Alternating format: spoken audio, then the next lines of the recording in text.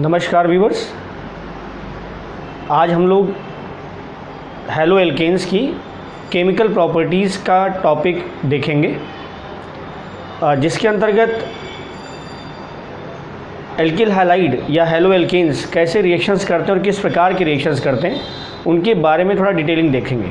ठीक है, आज का यही टॉपिक है।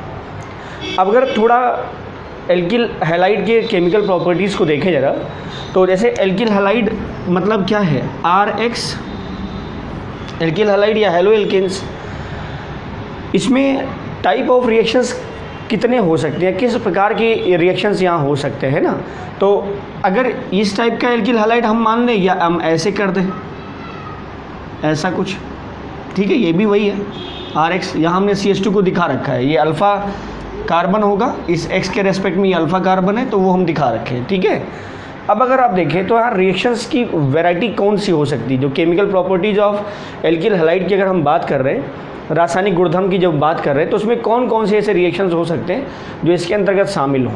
तो एक पहला तो इस तरह से हो सकता है, जैसे आप जानते हैं ना X क्या है, माइनस पार्ट, मतलब X जो है वो न्यूक्लियोफाइल है, X जो है वो नाभिक्स नहीं है।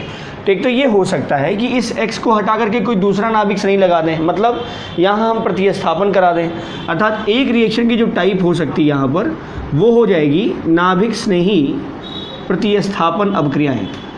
एक तो ये वैरायटी हो सकती है, ठीक है, एल्किल हैलाइड की केमिकल प्रॉपर्टीज़ में ये हो सकता है। और ये सबसे महत्वपूर्ण भी है, एल्किल हैलाइड के रिएक्शन में सबसे महत्वपूर्ण है कि अगर हम न्यूक्लियोफिलिक सब्स्टिट्यूशन रिएक्शंस करा दें, मतलब X माइनस का प्रतिस्थापन कोई दूसरा नाभिक्स नहीं, X माइनस की जगह पर कोई दूसरा नाभिक्स नहीं। अब जाहिर सी बात है, प्रतिस्थापन अगर हो रहा है तो आप जानते हैं प्रतिस्थापन 3 टाइप का होता है, इलेक्ट्रॉन्स नहीं प्रतिस्थापन, नाभिक्स नहीं प्रतिस्थापन और मुक्त मूलक प्रतिस्थापन। प्रतिस्थापन में जो प्रतिस्थापी समूह मतलब जो हटता है और प्रतिस्थापक समूह मतलब जो हटाता है, इन दोनों का नेचर सेम होता है।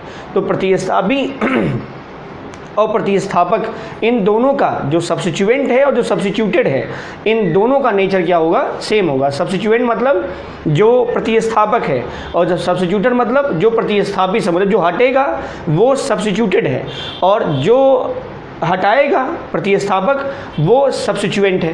क्लियर? तो इन दोनों का नेचर सेम होता है।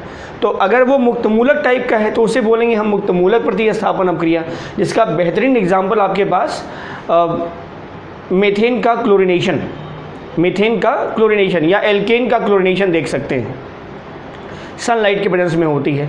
इलेक्ट्रॉन्स नहीं प्रतिस्थापन अभिक्रिया का बेहतरीन एग्जाम्पल मिलेगा आपको एरिल हैलाइड के केस में, जहाँ पर बेंजीन रिंग पर जब हम प्रतिस्थापन कराएंगे तो this are well known and well good reactions to define the electrophilic substitution reactions, है ना। वो बड़ी आसानी से हम वहाँ प्रतिस्थापन दिखा सकते हैं, और वो भी इलेक्ट्रॉन्स नहीं प्रतिस्थापन अभिक्रिया रिंग पर, बेंजीन रिंग पर। ऐसा नहीं कि बेंजीन रिंग पर नाभिक्स नहीं प्रतिस्थापन नहीं होता है, लेकिन जो मोस्ट फेवर्ड जो रिएक्शंस होगी वो इलेक्ट्रॉन्स नहीं प्रतिस्थापन अभिक्रिया होती है बेंजीन पर। ठीक है बेटा। तीसरे टाइप के जो रिएक्शंस होता है, हम होल प्रतिस्थापन अभिक्रिया के बारे में बता रहे हैं। अब जो तीसरे टाइप का होता है वो नाभिक्स नहीं प्रतिस्थापन अभिक्रिया होता है, जिसमें माइनस भाग हटता है और कोई दूसरा माइनस भाग आ जाता है। ठीक, अब ये है नाभिक्स नहीं प्रतिस्थापन अभिक्रिया, X हटेगा, X की जगह पर कोई दूसरा नाभिक्स नहीं आ जाएगा। एक तो ये वैरायटी हो सकती है। दूसरा टाइप क्या हो सकता है, दूसरा हो सकता है विलोपन अभिक्रिया, मतलब निष्कासन हम करा दें, तो विलोपन अभिक्रिया, एलिमिनेशन रिएक्शंस, ठीक है, इसको हम बोलते हैं बीटा एलिमिनेशन। अभी हम लोग देखेंगे कि आगे क्या है ये, क्यों ऐसा कह रहे हैं। तो दिस इज बीटा एलिमिनेशन, ठीक है, यहाँ पर ये होता है। तीसरे टाइप का जो एल्किल हैलाइड की केमिकल प्रॉपर्टीज़ में आता है वो रिएक्शन विद मेटल्स, अर्थात विभिन्न धातुओं के साथ, जैसे लेड के साथ, लेड सोडियम का मिश्र धातु, उसके साथ रिएक्शन कराई जाए, जिंक के साथ अभिक्रिया कराई जाए, सोडियम के साथ अभिक्रिया कराई जाए, मैग्नीशियम के साथ अभिक्रिया कराई जाए, तो क्या होगा, तो ये धातुओं से अभिक्रिया या धातुओं के साथ क्रिया, धातुओं से अभिक्रिया, एक तो ये वैरायटी है, ये टाइप हो सकता है। और एक और टाइप हो सकता है अगर हम एल्किल हैलाइड का अपचयन करा दें विभिन्न अपचायकों की उपस्थिति में।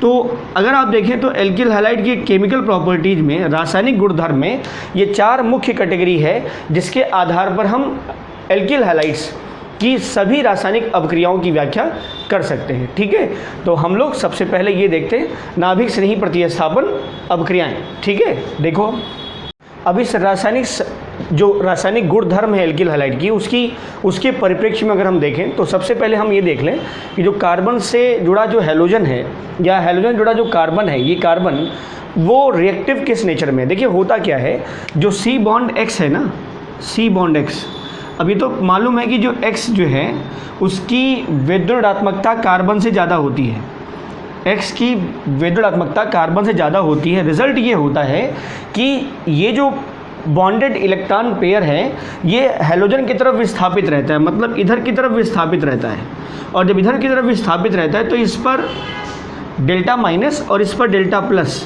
मतलब ये बॉन्ड जो है वो पोलर होता है। ठीक है, ये जो शेयर्ड पेयर ऑफ इलेक्ट्रॉन है ये हमेशा शिफ्ट रहते हैं किधर की तरफ, हैलोजन की तरफ, इलेक्ट्रोनेगेटिविटी ज़्यादा होने के कारण, जिससे कार्बन पर आंशिक धनावेश और इस पर आंशिक ऋणावेश होता है, जिसके कारण ये जो बॉन्ड है ना, ये बॉन्ड बेटा हो जाता है पोलर, ये ध्रुवीय बंद हो जाता है, जिसके कारण आसानी से यहाँ से X माइनस का प्रतिस्थापन भी हो जाता है। लेकिन कुछ कंडीशंस हैं यहाँ, वो देख लो पहले। जैसे ये जो हमने लिया है कार्बन, ये कार्बन अगर आप देखें तो ये sp3 संकरित है, और ये जो कार्बन है वो sp2 संकरित है। तो sp3 संकरित कार्बन में अगर आप देखें यहाँ से sp3 संकरित कार्बन, तो यहाँ से जो हैलोजन लगा हुआ है उसका जो हर हैलोजन के पास बाहरी कोश में 7 इलेक्ट्रॉन, तो एक साझा हुआ तो 6 बचा, 6 मतलब 3 पेयर है ना, तो 3 पेयर इलेक्ट्रॉन हो गए। तो इसका जो इस रिंग की तरफ या कार्बन की तरफ ट्रांसफरेंस है, इसकी पॉसिबिलिटी नहीं है।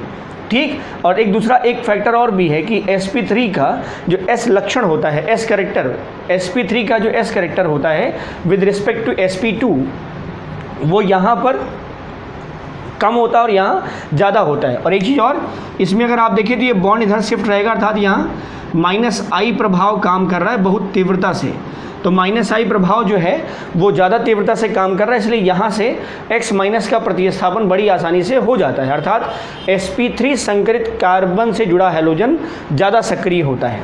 sp3 संकरित कार्बन से जुड़ा हैलोजन ज़्यादा सक्रिय होता है क्योंकि यहाँ -I इफेक्ट, जो पेरियोडिक प्रभाव का निगेटिव साइन है, मतलब इलेक्ट्रॉन जो सिग्मा इलेक्ट्रॉन है वो हैलोजन या कार्बन से दूर जाता है, कार्बन सेंटर से दूर जाता है, तो उसे कहते हैं हम क्या, -I प्रभाव। तो ये ज़्यादा इफेक्टिव होता है sp3 में, इसीलिए जब X माइनस का प्रतिस्थापन आसानी से हो सकता है तो इस तरह के एल्किल हैलाइड की जो रिएक्टिविटी होगी वो इस तरह के एल्किल हैलाइड से कहीं ज़्यादा होगी, तो रिएक्टिविटी इसकी ज़्यादा होती है और इसकी कम होती है।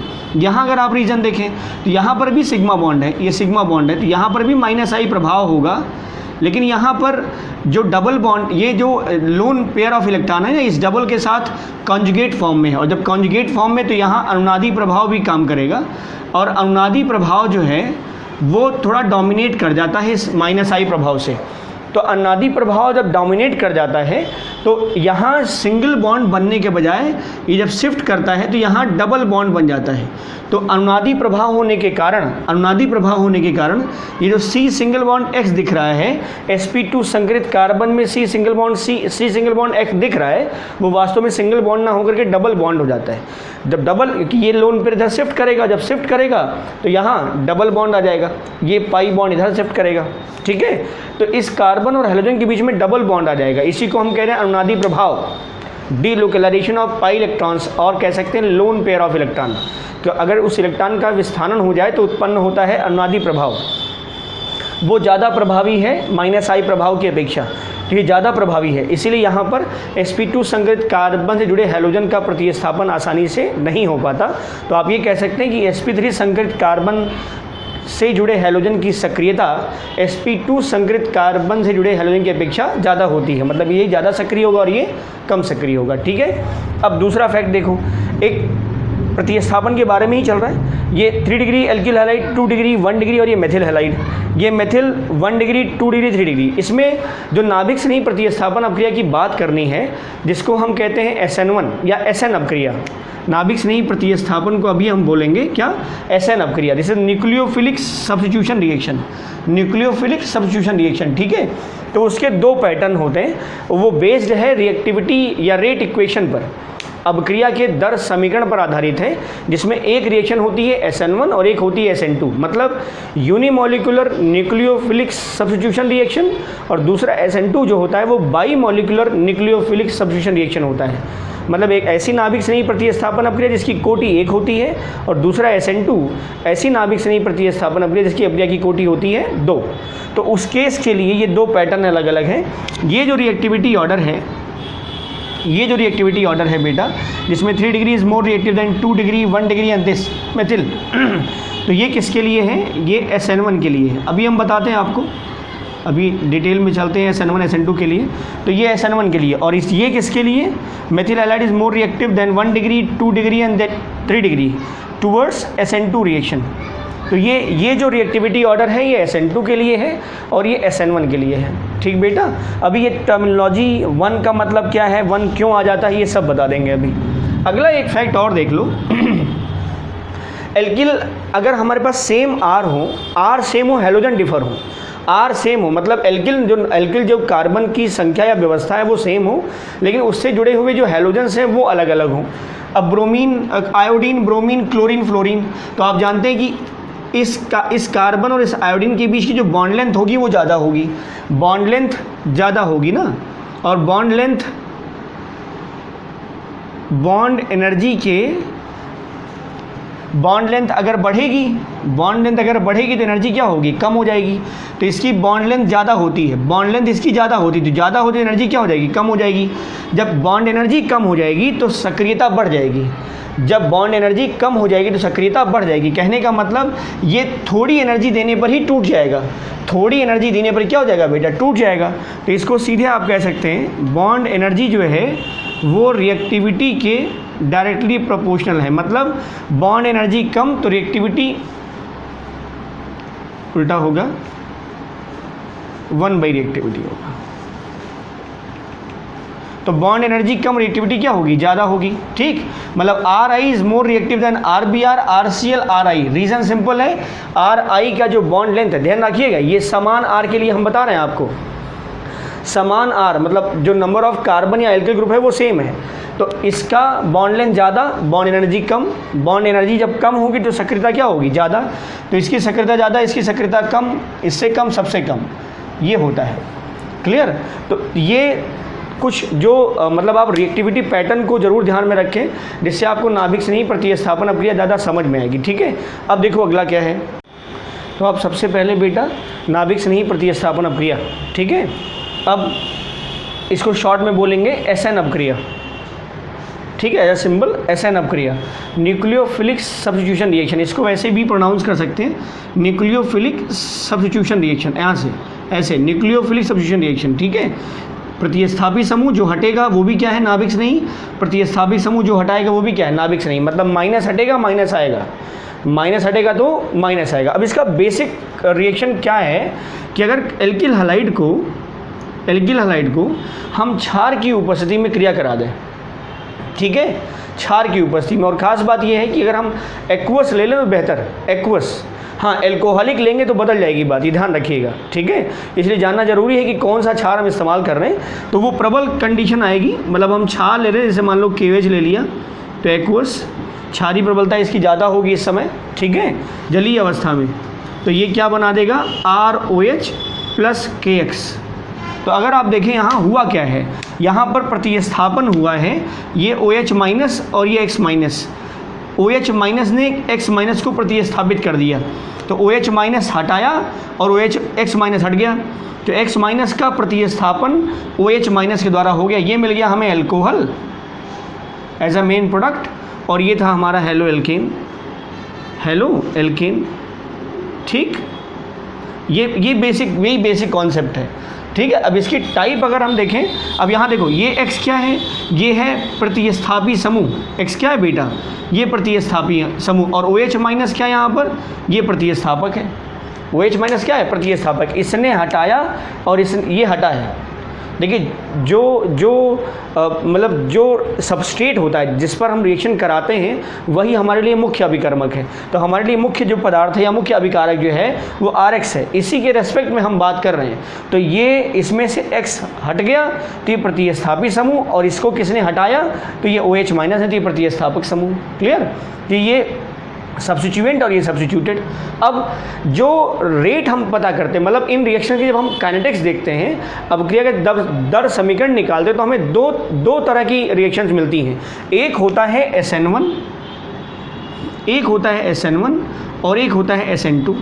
ठीक, एक होता है बेटा SN1 और एक होता है SN2। अब इसको अगर पढ़ा जाए तो क्या बोलेंगे, देखो, nucleophilic substitution reaction first order, nucleophilic substitution reaction are of first order, मतलब ये प्रथम कोटि की नाभिक स्नेही प्रतिस्थापन अभिक्रिया है। या यहाँ से पढ़ो, यूनिमोलिकुलर न्यूक्लियोफिलिक सब्स्टिट्यूशन रिएक्शन।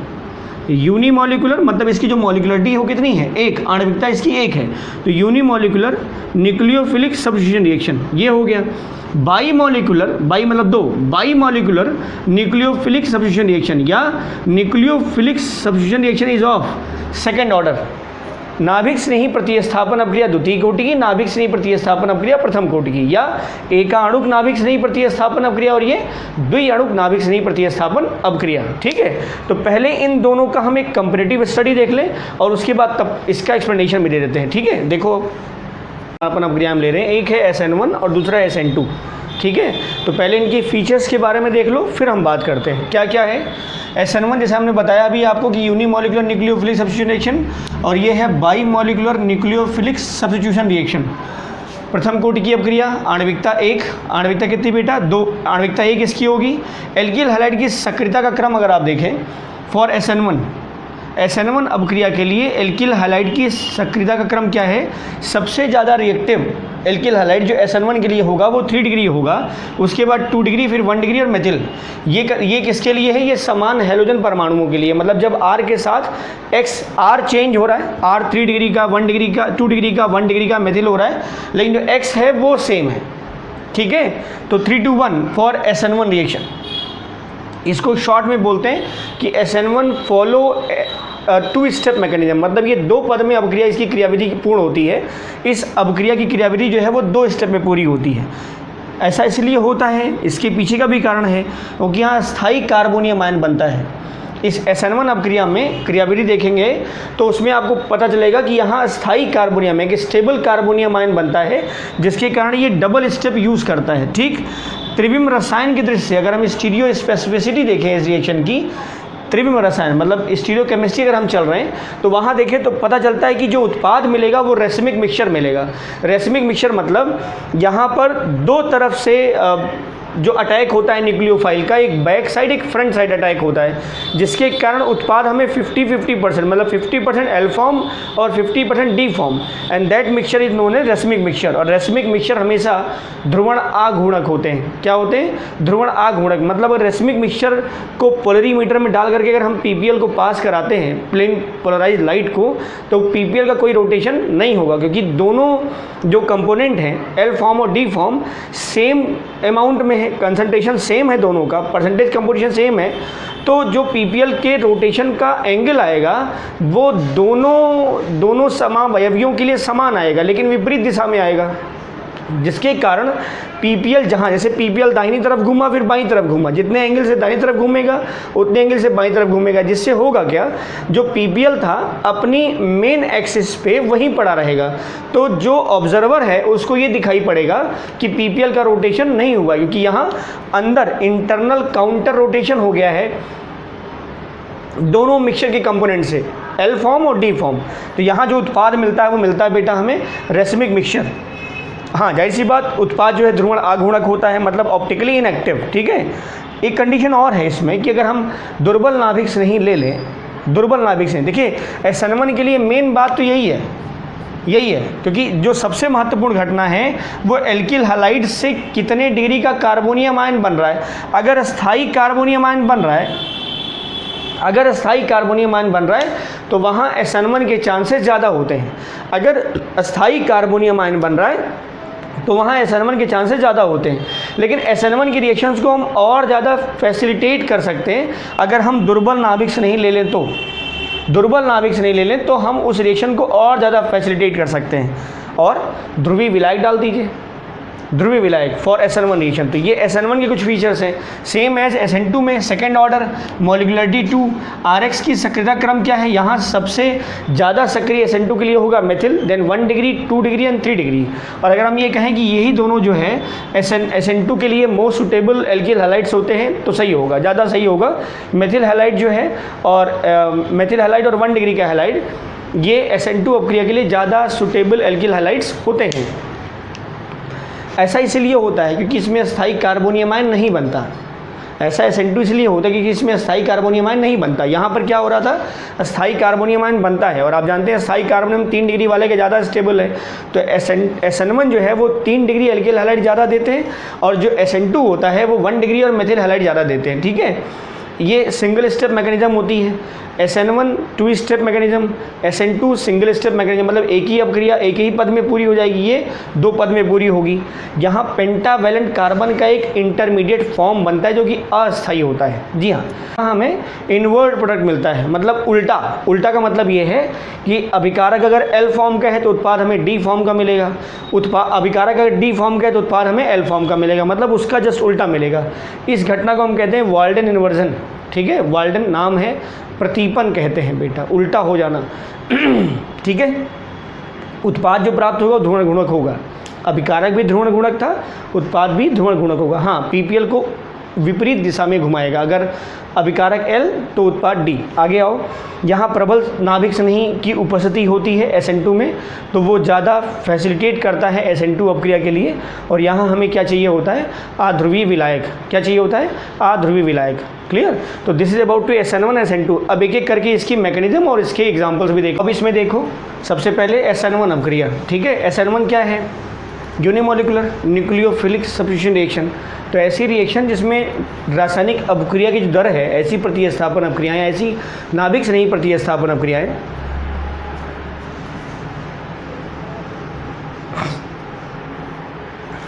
तो अब देखो इसमें क्या है, SN1 अपक्रिया। ठीक है, तो इसमें हम क्या कह देंगे, वे नाभिक से नहीं प्रतिस्थापन अपक्रियाएं जिनमें अपक्रिया की दर केवल एक अभिकारक पदार्थ की सांद्रता पर निर्भर करती है, उसे कहते हैं हम प्रथम कोटि की नाभिक स्नेही प्रतिस्थापन अपक्रियाएं, मतलब first order nucleophilic substitution reaction. आणविकता कितनी होगी, 1। अब इसका एग्जांपल देखो जरा।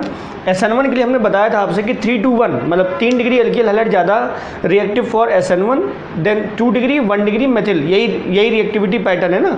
तो यहाँ हम एग्जाम्पल ले रहे हैं इस टाइप से, जैसे मान लो ये ले लिया हमने 3 डिग्री का एल्किल हैलाइड, तो ये 3 डिग्री का एल्किल हैलाइड हो गया। ठीक है, अब इसको एक्वस NaOH या एक्वस KOH से रिएक्शन करा दिया, जलीय NaOH या KOH से, तो मिलता क्या है, 3 डिग्री का एल्कोहल। ये देखो बेटा, CH3 और ये हो गया OH और प्लस NaCl। तो this is 2 methyl prop two ol, this is 3 degree alcohol. और ये 2 क्लोरो 2 मेथिल प्रोपेन, ये एल्किल हैलाइड था, ये भी 3 डिग्री था। ठीक है, ये भी 3 डिग्री था बेटा। अब इसकी मैकेनिज्म अगर आप चेक करो तो क्या दिखाई देगा, यहाँ क्रियाविधि देखो पहले इसकी, ध्यान रखिएगा। ये जो है ये SN1 2 स्टेप मैकेनिज्म है। ठीक है, 2 स्टेप मैकेनिज्म। तो इसकी क्रियाविधि देखो, तो प्रथम पद अगर हम देखें तो कार्बोनियम आयन का निर्माण, मतलब कार्बोनियम आयन बनेगा। ठीक है, तो बनेगा कैसे, ये तो X निकल जाएगा, Cl निकल जाएगा, CH3 ये Cl, ये एलिमिनेट कर गया, तो बना क्या, CH3 और ये CH3 प्लस 3 डिग्री और ये Cl। तो अगर आप देखो ये 3 डिग्री का कार्बोनियम आयन है, and 3 degree carbonium ion is more stable, this is most stable we can say, ठीक है, मोस्ट स्टेबल रिएक्शन। ठीक, अब जो सेकेंड स्टेप है वो अटैक करता है। सेकेंड स्टेप मतलब जो नाभिक स्नेही है, द्वितीय पद देखो, नाभिक स्नेही का आक्रमण, मतलब जो अटैकिंग ऑफ या अटैक ऑफ न्यूक्लियोफाइल, नाभिक स्नेही का आक्रमण। अब इसमें जो आपका न्यूक्लियोफाइल है वो आएगा कहाँ से, OH माइनस से। तो ये हो गया NaOH, ये टूटेगा, एक्वस है, Na plus OH minus dissociate कर जाएगा, ये भी AQ, ये भी AQ और ये भी AQ। ठीक है, ये न्यूक्लियोफाइल है, यही अटैक करेगा बेटा, दिस इज न्यूक्लियोफाइल और ये अटैक करेगा। अब CH3 और ये CH3, ठीक है, ये प्लस है, नाभिक से नहीं अटैक कर गया। अब यहाँ हम आपको डायरेक्ट रिएक्शन दिखा रहे हैं, सिर्फ हम अभी ऑर्डर चेक करना चाहते हैं, ये बता रहे हैं, इसकी स्टीरियो इसके बाद में। देखो अब ज़रा यहाँ पर क्या हो रहा है, ये जो नाभिक से नहीं इस पोर्शन से अटैक करता है, तो अब जब अटैक करेगा तो क्या बन जाएगा, CH3 और ये हो गया OH, हो गया, this is 3 degree alcohol, 3 degree alcohol. ठीक बेटा, लेकिन अब आप देखो इसमें यहाँ ये जो रिएक्शन है, ये स्लो स्टेप होती है और ये जो रिएक्शन है ये फास्ट स्टेप है। अगर इसकी काइनेटिक्स चेक की जाए तो ये स्लो स्टेप मैकेनिज्म मिलती है हमें और ये फास्ट स्टेप मिलती है। तो रेट डिटरमाइनिंग जो स्टेप होता है वो हमेशा स्लो स्टेप होता है, जो स्लोएस्ट स्टेप होता है वही रेट डिटरमाइनिंग स्टेप होता है, मतलब अभिक्रिया का दर निर्धारण जो है हमेशा मंद गति से होता है। तो प्रथम पद जो है अभिक्रिया की दर निर्धारण पद है। तो अगर आप देखें तो अभिक्रिया की दर, रेट ऑफ रिएक्शन, अभिक्रिया की दर, ये डायरेक्टली प्रोपोर्शनल होगा इस 3 डिग्री एल्किल हैलाइड की कंसंट्रेशन पे, मतलब ऐसे CH3 का होल थ्राइस CCl इसी की कंसंट्रेशन पे डिपेंड कर रहा है। तो dx/dt equal to K, this is rate constant, तो CH3 का whole thrice C into CL। ठीक, यहाँ पावर कितना आ रहा है, 1, पावर कितना आ रहा है 1, तो कोटि कितनी हो गई बेटा, ऑर्डर 1, और कितने मॉलिक्यूल पार्टिसिपेट या रिएक्शन को इनिशिएट कर रहे हैं, 1, तो आणविकता भी कितनी होगी, 1, आणविकता भी कितनी होगी, 1, तो मॉलिक्युलरिटी भी 1 और ऑर्डर भी 1। तो ये है SN1 रिएक्शंस की मैकेनिज्म कि जो स्टीरियोकेमिस्ट्री है वो देखो पहले क्या होता है। तो अगर हम 3 डिग्री का एल्किल हैलाइड ले रहे हैं तो हमें 3 डिग्री का कार्बोनियम आयन मिलेगा, हम इसको किरेल कर दे रहे हैं, मतलब इसका जो सेंटर हम ले रहे थे, अभी हमने CH3 लिया था ना, तो 3 डिग्री का एल्किल हैलाइड तो वो किरेल सेंटर तो होगा नहीं कार्बन का, लेकिन स्टीरियोकेमिस्ट्री बताने के लिए हम जो कार्बन 3 डिग्री का एल्किल हैलाइड ले रहे हैं वो किरेल कार्बन का सेंटर मान रहे हैं। ठीक है, तो उसमें जो कार्बोनियम आयन मिलेगा, जैसे ये था, तो ये था बेटा R। अब अगर तीनों R सेम हैं तो इसमें कायरलिटी तो आएगी नहीं, तो स्टीरियोकेमिस्ट्री भी डिस्कस नहीं होगी। लेकिन अगर हम ये 3 डिग्री के एल्किल हैलाइड को बनाने के लिए हमने यहाँ R ले लिया, या इसको R1 कर दो, इसको R2 कर दो, इसको R3 कर दिया, तो अब यहाँ कायरल सेंटर जनरेट हो जाएगा। जैसे अभी अगर हम X लगा दें तो कायरल सेंटर जनरेट हो जाएगा और वहाँ पर हमें जो ऑप्टिकल या स्टीरियो आइसोमेरिज्म है वो बननी या वो प्राप्त होना शुरू हो जाएगी। तो स्टीरियो आइसोमेरिज्म के दृष्टि से अगर हम देखें तो ये R1, R2 और R3 ये हमने लिया है। तो कार्बोनियम आयन हम ले रहे हैं जो पहले स्टेप में बना था X माइनस के निकलने के बाद। ठीक है, तो carbonium ion 1, 2, 3 hybridization sp2 3 sigma bond हो गए ना, इस कार्बोनियम आयन में 3 सिग्मा बॉन्ड, तो हाइब्रिडाइजेशन हो गया sp2 का, और sp2 है तो ट्राइगोनल प्लेनर स्ट्रक्चर होता है, त्रिकोणीय समतल संरचना।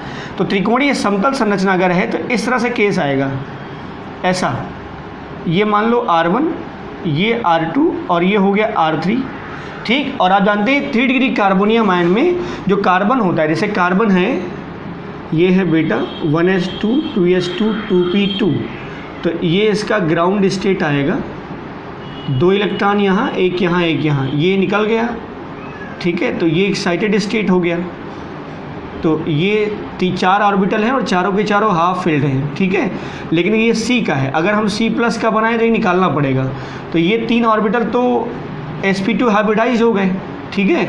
ये जो p ऑर्बिटल है ये अनहाइब्रिडाइज्ड है, ये p ऑर्बिटल जो है वो अनहाइब्रिडाइज्ड है। और ये इस ट्राइगोनल प्लेनर स्ट्रक्चर के p ऑर्बिटल कैसा होता है, डम्बल शेप, डम्बल शेप।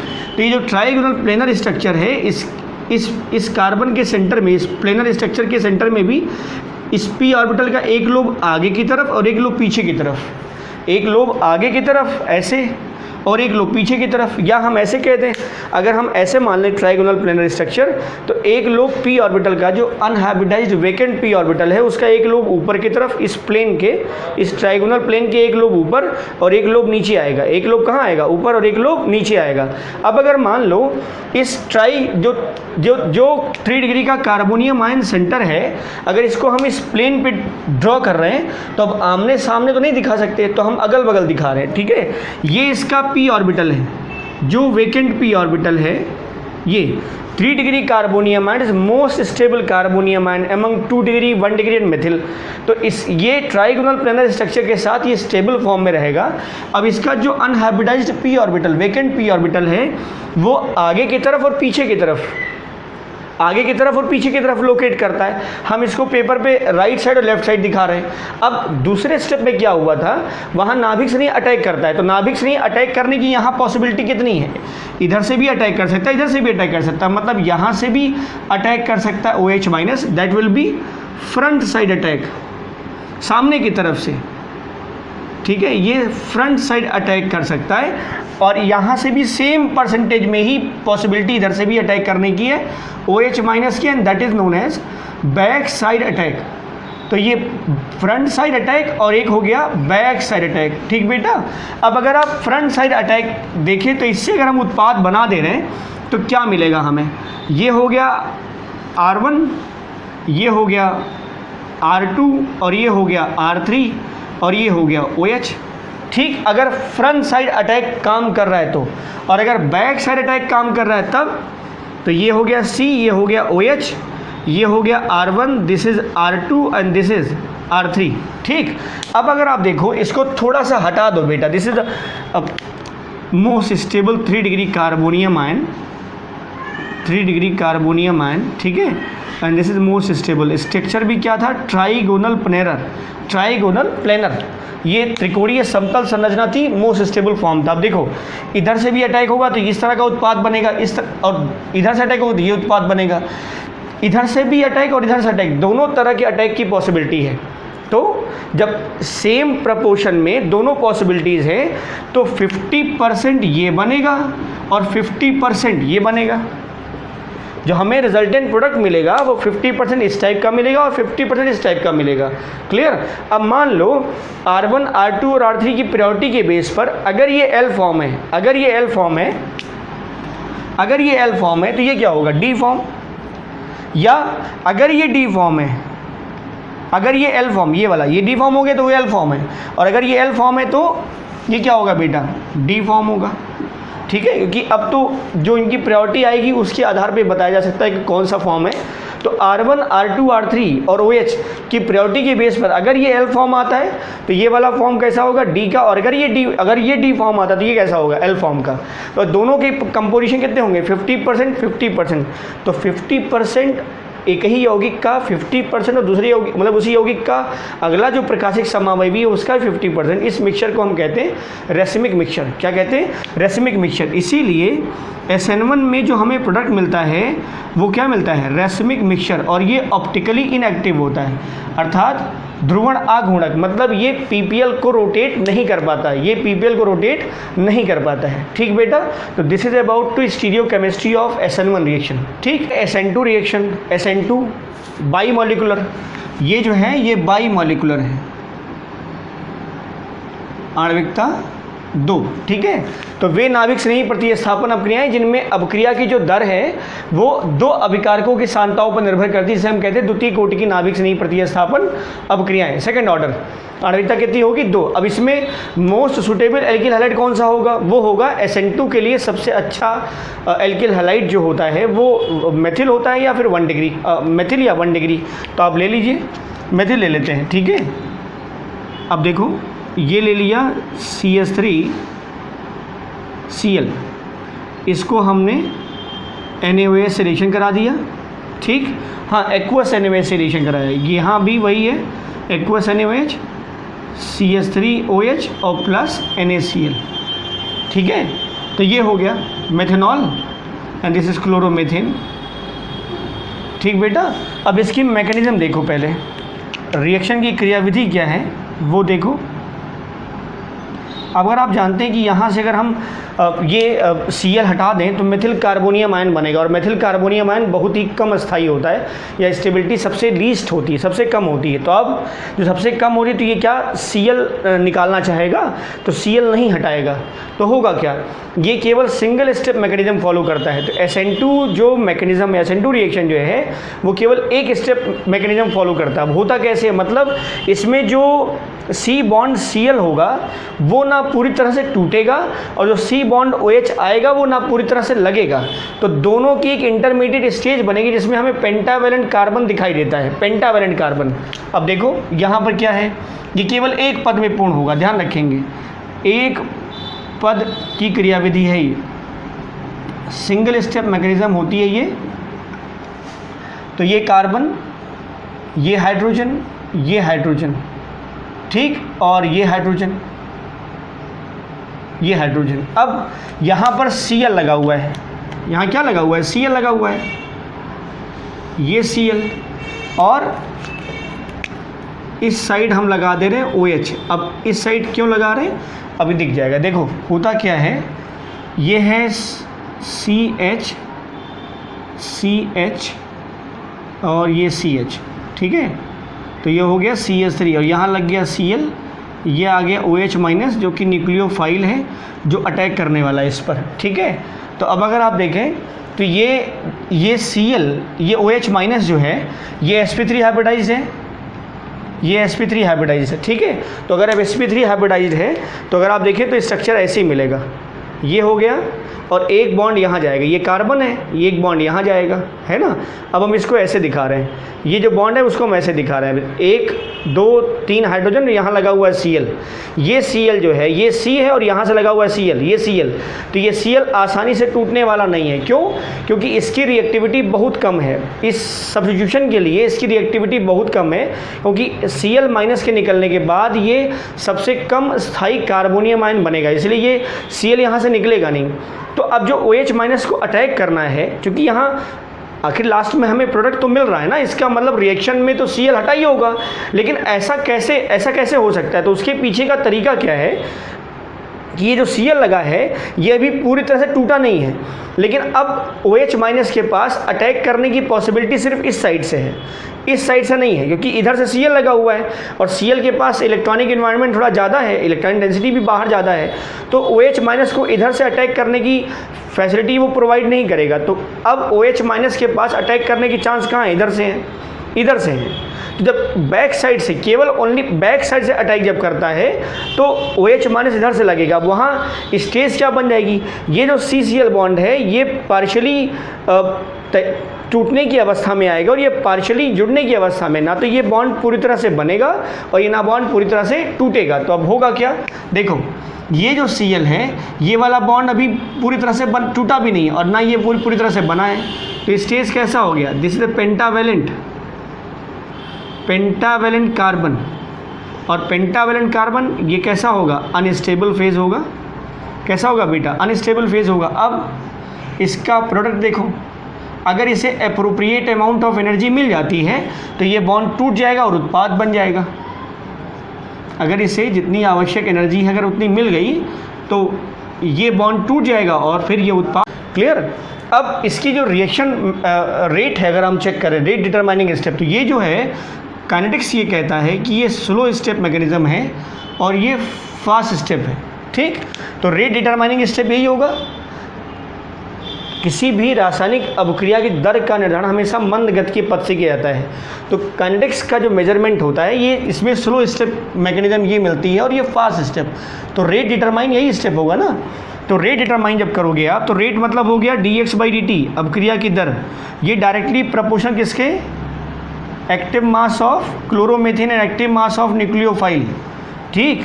तो dx/dt is equal to k into active mass of CH3Cl into active mass of OH minus. Just identify the order, यहाँ 1 यहाँ 1, तो कोटि कितनी हो गई बेटा 2, 1 + 1। और रिएक्शन को इनिशिएट करने के लिए हमें एक एल्किल हैलाइड्स के साथ साथ न्यूक्लियोफाइल चाहिए होता है, इसलिए आणविकता भी कितनी हो जाएगी, आणविकता मॉलिक्युलरिटी कितनी होगी 2, तो ये भी 2 और ये भी 2। तो this is about your SN2 reaction. Clear. अब इसकी स्पेसिफिसिटी देखो, SN2 की स्टीरियोकेमिस्ट्री देखो अब, ठीक है।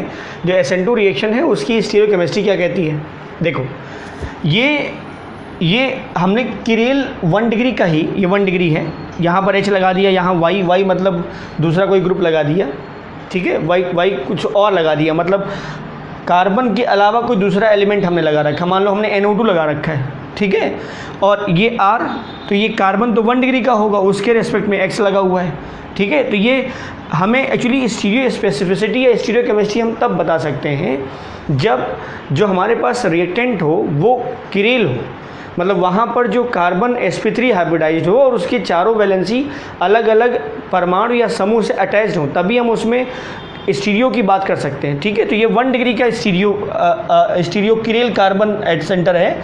और अब इसका X, ये 1 डिग्री अनस्टेबल या लेस स्टेबल होता है, तो ये X तो आसानी से हटेगा नहीं, तो इस नाभिक से नहीं, इस न्यूक्लियोफाइल के पास अटैक की पॉसिबिलिटी सिर्फ पीछे से है। और ये जो है ये क्राउडेड नहीं है, ये ऐसे है ना, तो पीछे से अटैक की पॉसिबिलिटी के लिए स्पेस मिलेगा। जैसे यहाँ से अगर X लगा हुआ है तो इस sp3 संकरित, जो sp3 संकरित कार्बन है उसके पास इधर से अटैक करने की पॉसिबिलिटी नाभिक से नहीं के पास होगी, तो बैक साइड अटैक होगा, फ्रंट साइड अटैक नहीं होगा।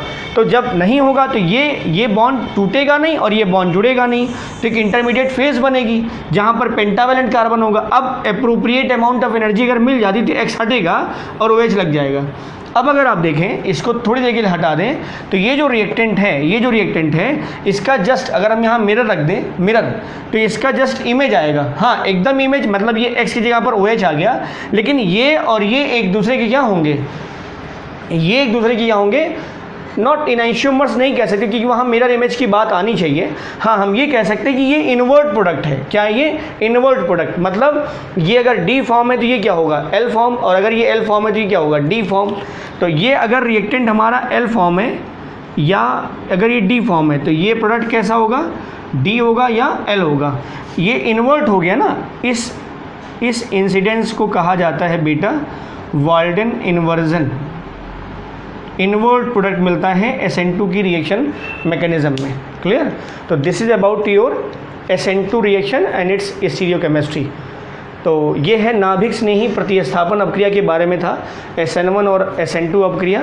तो इसे ध्यान से देखें, it's very very important for your board examination and all type of competitive examinations, entrance examinations, सब में बहुत इंपॉर्टेंट रिएक्शंस हैं ये SN1 SN2। क्लियर। और इसके बाद अगला, थैंक यू फॉर वॉचिंग।